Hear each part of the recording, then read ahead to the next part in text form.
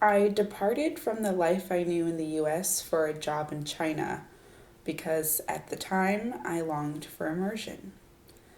I longed to be invited into someone's home, someone's world, to sit at their kitchen table and invite me to eat their daily breakfast and tell me all about their normal routine. I ached to learn new things, to make connections with strangers, to learn the nuances of language and life. I longed for the chance to have some freedom and independence. I was ready to take care of myself, to unburden my family, to gain new skills, to travel, to save money, and this seemed to be the answer. I took up residence in Guangzhou, the center of Canton, which tied me back to my Cantonese ancestors who immigrated from Hong Kong to Guyana as indentured laborers in the late 1800s. But my first real introduction to Chinese society started with the job. I would describe my 2.5 years in China as a turning point in the story of my personal and professional development. Me, the main character, had graduated from undergraduate school the year before and suffered a number of setbacks professionally as I bounced from job to job looking for something that would suit my interests and skills while also giving me a start at a career. As an international studies major, I felt I had a wide array of interests, but truthfully, travel was at the center of it. It was one thing I was sure I could handle. My past experience studying abroad as a student in Thailand and then in Bolivia proved to me that I could adapt. I was confident in that. I thought I'd learn a lot about Chinese culture, but instead I learned much more about expat life in China.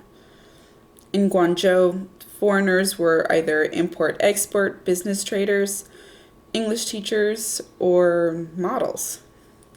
Sometimes expats parlayed in all three arenas.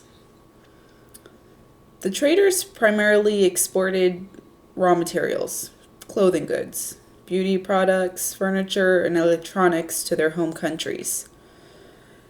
What I found more interesting is what they'd import: Western food products, opinions, and beauty aesthetics. Photos of fair Caucasian hands sold whitening creams. A picture of a red-headed Brit advertised local comedy shows starring Asian American comics at bars. And white teachers were hired to attend primary school open houses, so that school appeared as though they hire Western teachers to teach English there. This industry, where white Americans, Australians, Brits, South Africans, and Eastern Europeans modeled and worked as props to lend Chinese companies a Western face, was called white-facing. White-facing jobs weren't offered to foreigners like me.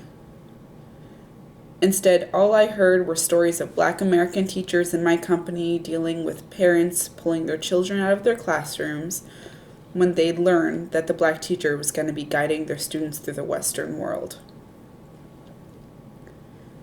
English teachers were cultural guides. Foreigners expected to teach children the customs, traditions, and social norms needed to succeed in Western countries abroad. The teachers wouldn't be recruited for their teaching skills, nor their experience in education. I soon learned that a foreigner's face could be their most prized asset. As if round eyes and double-creased eyelids were synonymous with expertise and modernity. My white counterparts would sometimes be offered jobs as marketing props. I was never offered these jobs. The English teachers in the industrious Chinese city centers were cultural workers, and as cultural workers, we weren't expected to adhere to the local cultural norms and laws as my Chinese co-workers were. Though this position was uncomfortable in many ways, it allowed for freedom that satisfied my independence. It was a freedom to express myself freely, away from the gaze of my fellow Americans, family, and friends, unlike my Chinese friends and coworkers. Instead, I was able to pursue my first same-sex relationship without the obligation of explaining myself to my close family and friends. I was free to travel to nearly all neighboring countries and sovereign states without the nuisance of requesting an expensive visa.